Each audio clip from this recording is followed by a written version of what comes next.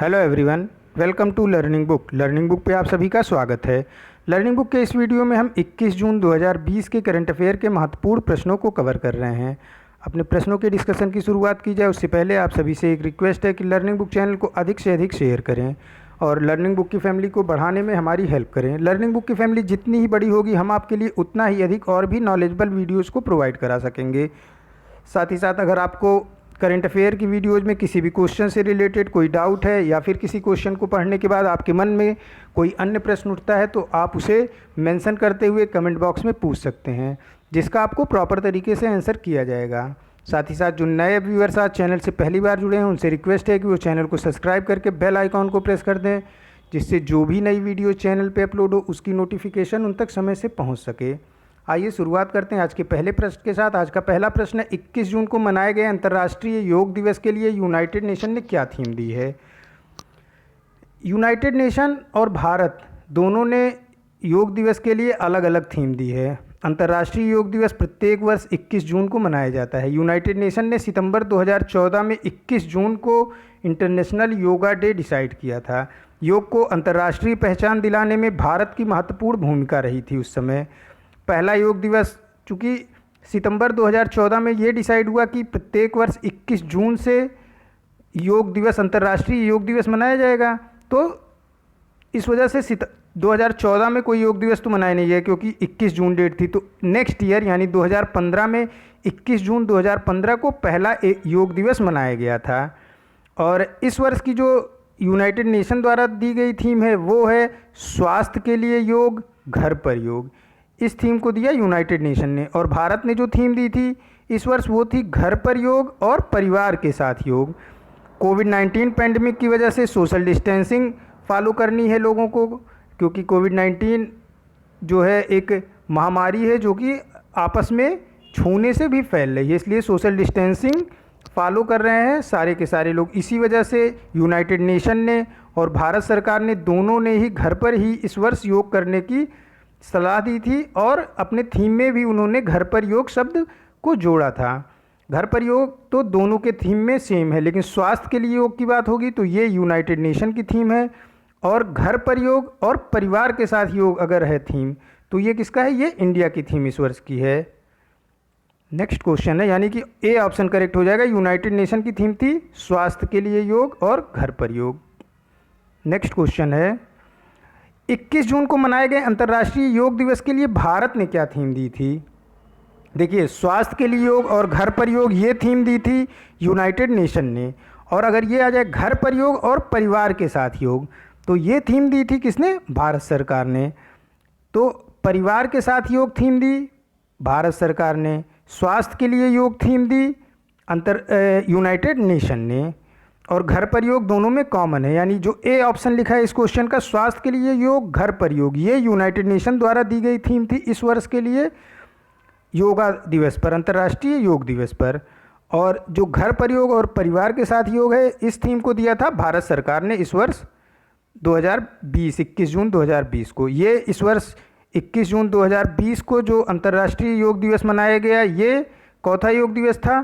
2015 में पहला योग दिवस मनाया गया, 21 जून 2015 को पहला योग दिवस मनाया गया था, तो इस वर्ष चौथा योग दिवस हुआ ये।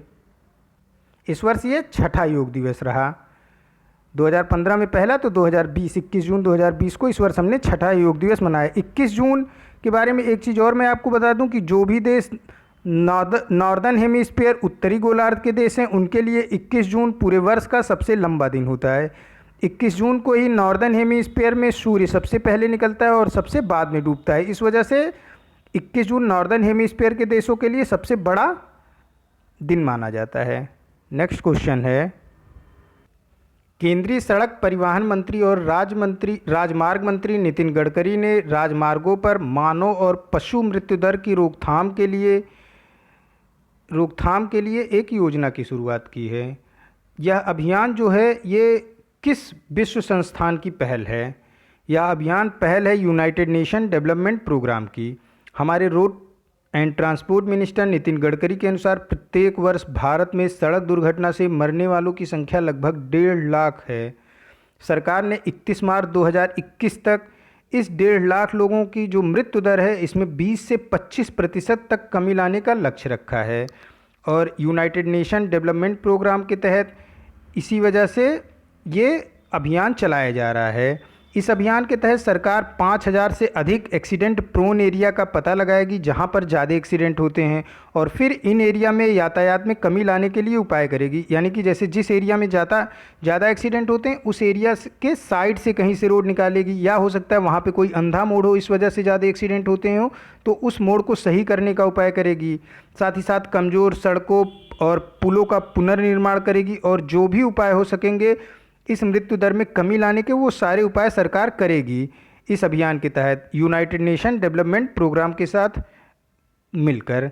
सरकार ने जानवरों के लिए भी सड़क से संबंधित सभी एजेंसियों को world life institute of India जो कि देहरादून में स्थित है, उसने जो रूल रेगुलेशन बनाया है उसे पूरी तरीके से पालन करने का निर्देश दिया है। जंगल के बीच क्या रूल एंड रेगुलेशन बनाया है wild life institute of Dehradun ने? ये देखिए, इन्होंने जो रूल रेगुलेशन मुझे अभी प्रेजेंट टाइम में याद है वो 2 याद आ रहे हैं, मैं उन्हें बता दे रहा हूँ। इन्होंने कहा है कि जंगल के बीच या फिर किनारे से गुजर रही सड़कों पर पहला हक जानवरों का होता है। यानी कि wild life institute of India ने कहा है कि यदि जानवर रोड क्रॉस कर रहे हैं तो गाड़ियों को उचित दूरी बनाते हुए रुक जाना होगा और पहले जानवरों को रोड क्रॉस करने देना होगा, फिर गाड़ियों को आगे बढ़ना होगा। साथ ही साथ जो दूसरा नियम इन्होंने बनाया है कि जंगलों और पहाड़ी एरियो में क्या होती है, रोड ढलान और चढ़ान होती है रोडों की। तो पहले जो ऊपर जाने वाली गाड़ियाँ होंगी, जो चढ़ान पे होंगी गाड़ियाँ, उन्हें रास्ता देने का पहला नियम है कि पहले चढ़ान वाली गाड़ियों को रास्ता दे दिया जाएगा, फिर ढलान वाली गाड़ियाँ अपना नीचे की तरफ अपनी गाड़ी को उतारेंगी। ये 2 रूल मुझे अभी प्रेजेंट टाइम में याद आ रहा है। ऐसे ही rule and regulation wildlife institute of India ने बनाया है जो कि देहरादून में है, ताकि जानवरों का कम से कम एक्सीडेंट हो। और रोड और ट्रांसपोर्ट मिनिस्टर हमारे नितिन गडकरी हैं, यही हमारे एमएसएमई के भी मंत्री हैं। यूनाइटेड नेशन डेवलपमेंट प्रोग्राम का जो हेड क्वार्टर है ये न्यूयॉर्क अमेरिका में स्थित है। नेक्स्ट क्वेश्चन है, दिल्ली कटरा एक्सप्रेसवे में कौन सा शहर शामिल था जो भारत माला योजना का हिस्सा है? देखिए, सबसे पहले तो जान लेते हैं भारत माला योजना क्या है। भारत माला योजना एक नेशनल हाईवे डेवलपमेंट परियोजना है। इसके अंतर्गत नई परियोजनाओं के साथ साथ ही अधूरी जो पुरानी परियोजनाएं जो अधूरी रह गई हैं उनको पूरा किया जाएगा। इसमें बंदरगाह और सड़क, राष्ट्रीय गलियारों के साथ ही साथ पर्यटक स्थल, धार्मिक स्थलों को भी जोड़ने वाले राजमार्ग को बनाया जाएगा। ये पूरा भारतमाला परियोजना हो गया। अब क्या है कि भारतमाला परियोजना में पर्यटक और धार्मिक स्थल मैंने आपको बताया, तो अमृतसर पर्यटक स्थल होने के साथ ही साथ सिख धर्म का एक पवित्र स्थल भी है, और यहाँ तक कि यहाँ सिख धर्म के अलावा सभी धर्मों के लोग जाते हैं। इसलिए दिल्ली से कटरा जाने वाली एक्सप्रेसवे में इसे शामिल कर लिया गया है। यानी ये भारतमाला का जो है परियोजना का हिस्सा है, इसे अब दिल्ली से कटरा जाने वाली सड़क में शामिल किया गया है अमृतसर को। अमृतसर से गुरदासपुर तक ये सड़क पूरी तरीके से सिग्नल फ्री भी बनाई जाएगी। और अमृतसर में ही स्वर्ण मंदिर है, गोल्डन टेम्पल है, जो कि पंजाब में स्थित है। पंजाब की राजधानी चंडीगढ़ है, और पंजाब के जो सीएम हैं ये कैप्टन अमरिंदर सिंह हैं। यहाँ पंजाब में इंडियन नेशनल कांग्रेस की गवर्नमेंट है। तो समझ गए होंगे कि आप जो परियोजनाएं अधूरी हैं भारतमाला परियोजना में उसे शामिल किया गया है। साथ ही साथ नई सड़कों का निर्माण किया जाएगा। इन सड़कों को बंदरगाह, राष्ट्रीय गलियारों के साथ ही साथ पर्यटक स्थल और धार्मिक स्थलों को भी जोड़ने वाले राजमार्ग बनाए जाएंगे भारतमाला योजना के अंतर्गत। उसी अंतर्गत जो दिल्ली कटरा एक्सप्रेसवे बन रहा है उसमें अमृतसर को जोड़ दिया गया है। नेक्स्ट क्वेश्चन है, DPIIT ने हाल ही में मेक इन इंडिया पहल को प्रोत्साहित करने के लिए सार्वजनिक खरीद आदेश को संशोधित किया है। DPIIT किस मंत्रालय के तहत कार्य करता है? पहले तो DPIIT का फुल फॉर्म नोट कर लो आप सभी। Department for promotion of industry and internal trade. मैं फिर से रिपीट कर रहा हूँ, DPIIT का फुल फॉर्म, DPIIT का फुल फॉर्म है department for promotion of industry and internal trade. DPIIT minister of commerce and industry के अधीन कार्य करता है। अब इसमें कुछ परिवर्तन किया।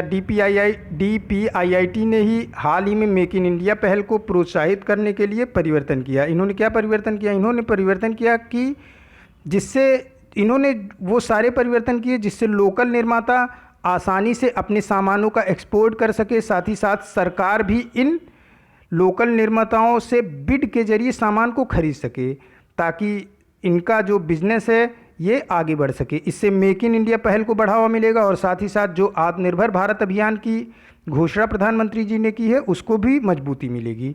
इसी के मद्देनज़र जो है सार्वजनिक खरीद आदेश को संशोधित किया गया है, ताकि जो लोकल निर्माता हैं उनकी जो इंडस्ट्री है उसको अधिक से अधिक बढ़ावा मिल सके और मेक इन इंडिया और आत्मनिर्भर भारत अभियान दोनों ही मजबूत बन सके। तो ऑप्शन कौन सा करेक्ट हो जाएगा? Ministry of commerce and industry. DPIIT ministry of commerce and industry के अधीन कार्य करता है। नेक्स्ट क्वेश्चन है, भारत ने किस राज्य में राष्ट्रीय बाघ संरक्षण प्राधिकरण, भारत के किस राज्य में राष्ट्रीय बाघ संरक्षण प्राधिकरण के अनुसार देश में बाघों की संख्या सबसे अधिक है? हमारे देश में बाघों की संख्या सबसे अधिक है मध्य प्रदेश में। मध्य प्रदेश में कुल 526 बाघ हैं। और दूसरे नंबर पे अगर हम बात करें तो ये महाराष्ट्र है, महाराष्ट्र में कुल 524 बाघ हैं। और तीसरे नंबर पे जो है वो है आपका उत्तराखंड। उत्तराखंड में कुल 442 बाघ है। यानी कि महाराष्ट्र में 526 और महाराष्ट्र में 524, दोनों में सिर्फ 2 बाघों का अंतर है। जबकि जो तीसरे नंबर पे है उत्तराखंड, यहाँ पे 442 बाघ हैं। और लेकिन अभी क्या है कि एनटीसीए ने एक डेटा जारी किया है। इस डेटा में उन्होंने बताया कि 2012 से लेके 2019 के बीच भारत में कुल 750 टाइगर की मौत हुई है। इस 750 टाइगर की जो ये मौत हुई है 2012 से 2019 के बीच, इसमें से 369 टाइगर की डेथ तो नेचुरल तरीके से हुई है, यानी कि वो ओल्ड एज के हो गए और फिर मरे। लेकिन 168 टाइगर को गैर कानूनी तरीके से मारा गया, 168 को गैर कानूनी तरीके से मारा गया है, 42 की अननेचुरल डेथ हुई है, यानी कि वो बीमार होके मरे हैं। और 70 टाइगर की मृत्यु कैसे हुई है इसका पता भी लगाया जा रहा है। अगर हम इसका एक आकलन करें कि किस 2012 से, दरअसल जो अभी डेटा लेटेस्ट रिलीज हुआ है वो डेटा यही रिलीज हुआ है कि 2012 से 2019 के बीच में कितने टाइगरों की डेथ हुई है और किस प्रदेश में कितने टाइगरों की डेथ हुई है। लेकिन मैंने जो आपको यहाँ पे क्वेश्चन दिया है, क्योंकि क्वेश्चन ज़्यादातर यही पूछे जाते हैं कि बाघों की संख्या सर्वाधिक कहाँ पे है, तो मैंने आपको वही क्वेश्चन दे दिया है। जबकि ये डेटा पिछले वर्ष फरवरी में ही रिलीज हुआ था। तो आप इस डेटा को भी नोट कर लोगे, जो अभी रिसेंट में जो है गवर्नमेंट ने जारी किया है कि मध्य प्रदेश में कुल 173 बाघों की मृत्यु हुई है, जो कि पूरे देश में सबसे ज़्यादा है। कितने वर्षों में? 2012 से 2019 के बीच में मध्य प्रदेश में कुल 173 बाघों की मौत हुई है, जबकि महाराष्ट्र में 125 बाघों की मौत हुई है। यानी मध्य प्रदेश और महाराष्ट्र इस क्रम में भी पहले और दूसरे नंबर पे हैं। और अगर बाघों की संख्या के बारे में बात की जाए तो भी मध्य प्रदेश और महाराष्ट्र पहले और दूसरे नंबर पे हैं। 2019 में जो डाटा रिलीज किया गया था उसके अनुसार मध्य प्रदेश में कुल 526 बाघ हैं और दूसरे नंबर पे महाराष्ट्र में कुल 524 बाघ हैं। लेकिन अगर हम बाघों के मरने का तीसरा रैंक देखें तो ये किसका है? ये कर्नाटका का है। और जबकि पूरे देश में सबसे ज़्यादा बाघों की संख्या की बात करेंगे तो कौन सी संख्या है किसकी? ये है उत्तराखंड की। मैं फिर से दोनों डेटा को रिवाइज कर रहा हूँ। पूरे देश में सबसे अधिक बाघों की संख्या मध्य प्रदेश में है, 526 बाघ हैं। पूरे देश में दूसरे नंबर पे सबसे अधिक बाघों वाला राज्य है महाराष्ट्र, जहाँ पे 524 बाघ हैं, यानी कि मध्य प्रदेश से सिर्फ 2 बाघ कम। अगर हम डेथ की बात करें 2012 से 2019 के बीच तो मध्य प्रदेश में कुल 173 बाघों की मौत दर्ज की गई है और महाराष्ट्र में कुल 125 बाघों की मौत दर्ज की गई है। नेक्स्ट क्वेश्चन है, सार्वजनिक क्षेत्र के उस बैंक का नाम बताइए जिसने हाल ही में वित्तीय समावेशन और माइक्रो मार्केट के लिए अलग अलग वर्टिकल बनाए हैं। सार्वजनिक बैंक का यह बैंक है भारतीय State bank. Bharatiya State bank ने वित्तीय समावेशन के लिए और माइक्रो मार्केट के लिए एक अलग वर्टिकल बना दिया है, जिसके पहले अध्यक्ष कौन होंगे? संजीव नौटियाल। क्या है ये वित्तीय समावेशन और माइक्रो मार्केट?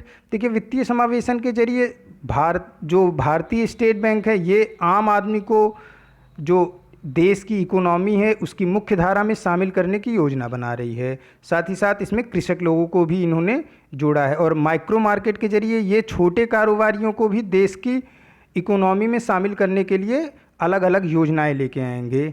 इसी यानी कि आम आदमी, कृषक, कृषि क्षेत्र का व्यापार और छोटे कारोबारी, इन चार के लिए भारतीय स्टेट बैंक ने वित्तीय समावेशन और माइक्रो मार्केट नाम से एक अलग वर्टिकल, एक अलग डिवीज़न बना दिया है, जिसके पहले अध्यक्ष संजीव नौटियाल होंगे। भारतीय स्टेट बैंक का हेडक्वार्टर मुंबई महाराष्ट्र में है और इसके अध्यक्ष रजनीश कुमार हैं। जो अध्यक्ष हैं फाइनेंशियल इंक्लूजन और माइक्रो मार्केट के, ये तो हैं संजीव नौटियाल, लेकिन जो ओवरऑल अध्यक्ष हैं भारतीय स्टेट बैंक के, ये हैं रजनीश कुमार। संजीव नौटियाल किसके हैं? फाइनेंशियल इंक्लूजन और माइक्रो मार्केट के। लेकिन जो एसबीआई के अध्यक्ष हैं ये हैं रजनीश कुमार। एसबीआई का हेडक्वार्टर मुंबई महाराष्ट्र में है और जो टैग लाइन है, देखिए एसबीआई के पास 4 टैग लाइन है। मैं अभी मुझे 4 ही याद आ रही है तो मैं 4 बता दे रहा हूँ। The banker to every Indian, मतलब कि प्रत्येक इंडियन का bank. With you all the way, आपके सभी रास्तों पर Bharatiya State Bank. A bank of common man, common man का bank Bharatiya State Bank. Pure banking, nothing else. ये चारों टैगलाइन भारतीय स्टेट बैंक की है। नेक्स्ट क्वेश्चन है, Asia Pacific green airport recognition 2020 में प्लेटिनम रिकॉग्निशन 15 से 35 MPPA के तहत प्राप्त करने वाले हवाई अड्डों का पता लगाएं। पहले तो ये समझ लीजिए कि Asia Pacific green airport recognition का जो अवार्ड मिलता है ये मेनली 2 कैटेगरी में होता है। एक कैटेगरी होती है 15 to 35 MPPA। MPPA मतलब million passenger per year, million passenger per year. और जो दूसरी कैटेगरी होती है वो 35 मिलियन पैसेंजर पर ईयर से ज़्यादा की होती है। एक 15 से 35 मिलियन पैसेंजर पर ईयर की होती है और दूसरी कैटेगरी जो होती है वो 35 मिलियन से ज़्यादा की होती है, 35 मिलियन पर ईयर पैसेंजर से ज़्यादा की होती है। तो यहाँ जो क्वेश्चन है ये बात की जा रही है 15 से 35 मिलियन पैसेंजर पर एनम की। ठीक, तो अब क्या है कि ये अवार्ड जो मिला ये मिला है राजीव गांधी इंटरनेशनल एयरपोर्ट हैदराबाद को। और जो अवार्ड मिला है ये अवार्ड मतलब प्लेटिनम। देखिए इसमें 3 कैटेगरी, पहले तो 2 कैटेगरी में अवार्ड, एक 15 से 35 मिलियन पैसेंजर पर ईयर का अवार्ड और दूसरा अवार्ड जो मिलता है वो ओवर 35 मिलियन पैसेंजर का अवार्ड मिलता है। और इन दोनों में ही प्लेटिनम, गोल्ड, सिल्वर और प्लेटिनम, गोल्ड, सिल्वर कैटेगरी के साथ ही साथ ब्रॉन्ज का अवार्ड मिलता है। यानी कि 2 कैटेगरी में 4 अवार्ड दिए जाते हैं। तो इसमें जो प्लेटिनम अवार्ड होता है वो सबसे हाईएस्ट अवार्ड माना जाता है और जो ब्रॉन्ज अवार्ड होता है वो सबसे लोवेस्ट अवार्ड माना जाता है। तो 15 से 35 मिलियन पैसेंजर जिस एयरपोर्ट पे पर ईयर आते जाते हैं उसका प्लेटिनम अवार्ड मिला राजीव गांधी इंटरनेशनल एयरपोर्ट हैदराबाद को। और इसी कैटेगरी में जो सिल्वर अवार्ड मिला है वो मिला है केम्पेगौड़ा एयरपोर्ट बेंगलुरु को। Kempegowda airport international airport Bengaluru को सिल्वर अवार्ड मिला है 15 से 35 मिलियन पैसेंजर पर ईयर का अवार्ड। और ओवर जब हम 35 मिलियन अवार्ड की बात करेंगे तो इसमें गोल्ड अवार्ड मिला है इंदिरा गांधी एयरपोर्ट को। इंदिरा गांधी इंटरनेशनल एयरपोर्ट दिल्ली को गोल्ड अवार्ड मिला है और छत्रपति शाहू जी इंटरनेशनल एयरपोर्ट को ओवर 35 मिलियन की कैटेगरी में सिल्वर अवार्ड से नवाजा गया है। भारत में कुल 34 ऑपरेटेड इंटरनेशनल एयरपोर्ट हैं प्रेजेंट टाइम में। तो इसका मैं इस क्वेश्चन को फिर से पूरा रिपीट कर रहा हूँ कि 2 कैटेगरी में अवार्ड दिए जाते हैं। पहली कैटेगरी जो है 15 से 35 मिलियन पैसेंजर पर ईयर की है और दूसरी कैटेगरी जो है वो है 35 मिलियन से ज़्यादा की, यानी 35 मिलियन पैसेंजर पर ईयर से ज़्यादा की। और दोनों में ही 4 अवार्ड दिए जाते हैं, प्लेटिनम, गोल्ड, सिल्वर और ब्रॉन्ज का। इसमें से प्लेटिनम अवार्ड जो मिला है यानी कि ये हाईएस्ट अवार्ड है और ब्रॉन्ज का लोएस्ट अवार्ड है। प्लेटिनम अवार्ड इस कैटेगरी का जो मिला है ये पूरे एशिया में जो एयरपोर्ट हैं उनके लिए ये अवार्ड दिया जाता है। तो हमें भारत के लिए अपना पढ़ना होगा क्योंकि हमसे भारत के लिए ये अवार्ड पूछेगा, क्योंकि भारत के लिए एक तो हाईएस्ट अवार्ड दिया गया। तो हाईएस्ट अवार्ड 15 से 35 मिलियन में जिसे मिला है प्लेटिनम वो है राजीव गांधी इंटरनेशनल एयरपोर्ट।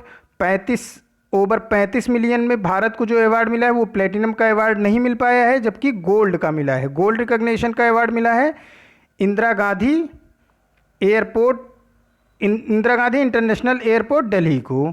और ओवर 35 मिलियन में ही जो गोल्ड का सिल्वर का अवार्ड मिला है Chhatrapati Shivaji international airport award को। और इस ईयर का Asia Pacific green recognition award 2020 का जो पूरा फोकस था ये था वाटर मैनेजमेंट, किस एयरपोर्ट का कितना अच्छा है। ये हर साल एक अलग अलग, देखिए ग्रीन अवार्ड है तो कभी वाटर मैनेजमेंट का देखते हैं, ये कभी एयरपोर्ट पे कितने प्लांटेशन है, यानी कि जो एयरपोर्ट का एक तो आपका एयरपोर्ट का रनवे हो गया, रनवे के बाद कितने प्लांट लगाए गए हैं, ये सब अलग अलग कैटेगरी में हर वर्ष अलग अलग अवार्ड दिए जाते हैं। इस वर्ष वाटर मैनेजमेंट के लिए अवार्ड दिया गया था, तो इस क्वेश्चन का आंसर हो जाएगा सी ऑप्शन। नेक्स्ट क्वेश्चन है IIFL वित्त के पहले ब्रांड एम्बेसडर के रूप में किसे नियुक्त किया गया है। IIFL क्या है? India Infoline financial service limited. ये नॉन बैंकिंग फाइनेंशियल कंपनी है, इसका हेडक्वार्टर मुंबई में है और इसने अभी अपना पहला ब्रांड एम्बेसडर नियुक्त किया। इसके पहले इस कंपनी के IIFL के कोई ब्रांड एम्बेसडर नहीं थे। इसके पहले ब्रांड एम्बेसडर बने हैं रोहित शर्मा, भारतीय क्रिकेट टीम के उप कप्तान। IIFL का फुल फॉर्म है India Infoline financial service limited. मैं फिर से बता रहा हूं कि IIFL non banking financial company है जिसका हेडक्वार्टर मुंबई में स्थित है। नेक्स्ट क्वेश्चन है उस व्यक्ति का नाम बताइए जिसे बाफ्टा के प्रथम भारतीय मूल के अध्यक्ष के रूप में नियुक्ति मिली है। जो बाफ्टा है उसमें प्रथम भारतीय जिसको अध्यक्ष के रूप में नियुक्ति मिली है ये है कृष्णेंदु मजूमदार। ये भारतीय मूल के हैं, ये बंगाल से बिलोंग करते हैं लेकिन बंगाल अब रहते नहीं हैं, ये रहते जो हैं आपके लंदन में हैं। बाफ्टा क्या है? The British academy of film and television art का फुल फॉर्म का जो एब्रीविएशन है ये बाफ्टा है। The British academy of film and television art, इसका हेडक्वार्टर लंदन में है। बाफ्टा की जो फिल्म रिव्यू कमेटी है उसके अध्यक्ष बनाए गए हैं आपके कृष्णेंदु मजूमदार। कृष्णेंदु मजूमदार जो अध्यक्ष नियुक्त किए गए हैं ये बाफ्टा के फिल्म रिव्यू कमेटी के अध्यक्ष नियुक्त किए गए हैं। ऑप्शन डी इसका करेक्ट हो जाएगा। नेक्स्ट क्वेश्चन है विश्व कीट दिवस प्रतिवर्ष कब मनाया जाता है। विश्व कीट दिवस प्रतिवर्ष 6 जून को मनाया जाता है। देखिए कीट हमारे लिए काफ़ी यूज़फुल होते हैं, जैसे रेशम, अगर आपको पता होगा तो रेशम हम कीटों से ही प्राप्त करते हैं। ये रेशम जो कीटों के कोकून होते हैं उससे निकाला जाता है। जो नेचुरल रेशम प्राकृतिक रेशम होते हैं, जो रेशम के कपड़े होते हैं वो कीटों से ही प्राप्त करे जाते हैं। और कई सारे कीट ऐसे हैं जो हमारे एग्रीकल्चर को नुकसान पहुंचाने वाले कीट होते हैं, उनको वो अपने भोजन के रूप में खाते हैं जिससे हमारे और एग्रीकल्चर को नुकसान भी नहीं पहुंचाते। तो वो कीट क्या होते हैं? वो हमारे एग्रीकल्चर के लिए फ़ायदेमंद होते हैं। इसीलिए कीटों के प्रति लोगों को जागरूक करने के लिए 6 मई को प्रत्येक वर्ष विश्व कीट दिवस के रूप में मनाया जाता है। 6 मई को ही रशियन लैंग्वेज डे भी होता है। तो विश्व कीट दिवस और रशियन लैंग्वेज डे एक ही दिन होता है, इसे आप लर्न कर लेंगे। 6 जून को, मैं फिर से रिपीट कर रहा हूँ, 6 महीने ये 6 जून है। 6 जून को विश्व कीट दिवस प्रत्येक वर्ष मनाया जाता है और इसी सेम डे ही रशियन लैंग्वेज डे भी मनाया जाता है। 6 जून को ही रशियन लैंग्वेज डे भी मनाया जाता है। नेक्स्ट क्वेश्चन है इल्लीगल अनरेगुलेटेड फिशिंग के खिलाफ लड़ाई के लिए अंतर्राष्ट्रीय दिवस प्रत्येक वर्ष 5 जून को मनाया जाता है। ये पूछ रहे हैं कि कब से 5 जून को इल्लीगल अनरेगुलेटेड फिशिंग के खिलाफ लड़ाई के लिए अंतर्राष्ट्रीय दिवस मनाए जाने की शुरुआत हुई। 2018 से प्रत्येक वर्ष इल्लीगल और अनरेगुलेटेड फिशिंग के खिलाफ लड़ाई के लिए अंतर्राष्ट्रीय दिवस मनाने की शुरुआत की गई है। इसे यूनाइटेड नेशन की जनरल असेंबली द्वारा घोषित किया गया था 2018 में। यूनाइटेड नेशन जनरल असेंबली का जो हेडक्वार्टर है वो न्यूयॉर्क US में स्थित है। भारत फिश प्रोडक्शन में पूरे विश्व में 4थे स्थान पे है, लेकिन एक्वाकल्चर में जो भारत की रैंकिंग है वो 2nd रैंक की है। एक्वाकल्चर में फ़िश प्रोडक्शन के साथ ही साथ सिंघाड़े का प्रोडक्शन और केकड़ा जो लोग खाते हैं उसका भी पालन किया जाता है। देखिए और भी कई सारी मछलियाँ होती हैं जिनका पालन किया जाता है, झींगा, इस तरीके से मतलब कि मछलियों के साथ ही साथ और सारे प्रोडक्शन, चावल होता है, कुछ चावल होते हैं जो पानी में पैदा होते हैं। तो एक्वाकल्चर में सारी चीज़ें जो कि पानी में पैदा की जाती हैं वो आता है, जबकि फ़िश प्रोडक्शन में सिर्फ और सिर्फ फ़िश आता है। तो फ़िश प्रोडक्शन में भारत की रैंक पूरे वर्ल्ड में चौथे नंबर पे है भारत, जबकि एक्वाकल्चर में भारत दूसरे रैंक पे है। और दोनों में ही चाइना की पहली रैंक है, यानी कि फ़िश प्रोडक्शन और एक्वाकल्चर में भी दोनों में चाइना की फर्स्ट रैंक है। नेक्स्ट क्वेश्चन है, सेना कमांडरों का सम्मेलन 2020 किस राज्य ऑब्लिक केंद्र शासित प्रदेश में आयोजित किया गया? सेना कमांडरों का सम्मेलन 2020 में नई दिल्ली में आयोजित किया गया। आपसी विचार विमर्श के लिए सेना के सारे कमांडर इस आयोजन में सम्मिलित हुए और उन्होंने देश की सुरक्षा को लेकर अपने विचार एक दूसरे से शेयर किए। हमारे तीनों सेनाओं के chief of defence staff general Bipin Rawat हैं चीफ ऑफ डिफेंस स्टाफ। ये पहले चीफ ऑफ डिफेंस स्टाफ हैं, क्योंकि इनसे पहले चीफ ऑफ डिफेंस स्टाफ की कोई पोस्ट भारत में नहीं थी। पिछले वर्ष भारत सरकार ने चीफ ऑफ डिफेंस स्टाफ की एक नई पोस्ट बनाई, यानी कि अब तीनों सेनाओं के commander chief of defence staff को रिपोर्ट करेंगे और chief of defence staff report करेंगे राष्ट्रपति और प्रधानमंत्री को। तो हमारे पहले चीफ ऑफ डिफेंस स्टाफ तीनों सेनाओं के जनरल बिपिन रावत हैं। सेना कमांडरों की जो सम्मेलन हुआ वो नई दिल्ली में आयोजित किया गया इस वर्ष का। नेक्स्ट क्वेश्चन है, किस राज्य ऑब्लिक केंद्र शासित प्रदेश ने राज्य ऑब्लिक केंद्र शासित प्रदेशों के बजट में दिनकर योजना प्रस्तावित की है? देखिए ये फरवरी का क्वेश्चन है, लेकिन ये काफ़ी इंपॉर्टेंट क्वेश्चन है, इसलिए मैं इसे कई बार रिपीट कर रहा हूँ। अभी आगे कई सारे एग्ज़ाम आने वाले हैं, तो अब जो जो इंपॉर्टेंट क्वेश्चन है मैं उसे पुटअप करके रिपीट करता रहूँगा। देखिए दिनकर योजना अपने बजट में पेश किया था गुजरात सरकार ने। क्या है दिनकर योजना? दिनकर योजना में किसानों को पूरे दिन बिजली की आपूर्ति करने की बात कही गई है। इस योजना के अंतर्गत बिजली का जो ट्रांसमिशन नेटवर्क है उसको मजबूत करने के लिए नए सब स्टेशन बनाने की भी योजना प्रस्तुत की गई थी गुजरात सरकार द्वारा अपने बजट के दौरान ही। तो दिनकर योजना में क्या है कि किसानों को पूरे दिन बिजली मिले, जिससे उनको पूरे दिन में वो किसान खेतों में काम करते हैं तो उनको अपने खेतों में काम करने में बिजली की समस्या ना उत्पन्न हो, इसीलिए गुजरात सरकार ने दिनकर योजना प्रस्तावित की है गुजरात के लिए अपने बजट में, जो कि उसने फरवरी 2020 में प्रस्तुत किया था। गुजरात की राजधानी गांधीनगर है और ये गुजरात में जो गवर्नमेंट है वो भाजपा की सरकार है गुजरात में। ये आज का लास्ट क्वेश्चन था। मिलते हैं नए करंट अफेयर के साथ नेक्स्ट वीडियो में। Keep studying and learning book. Thank you for watching this.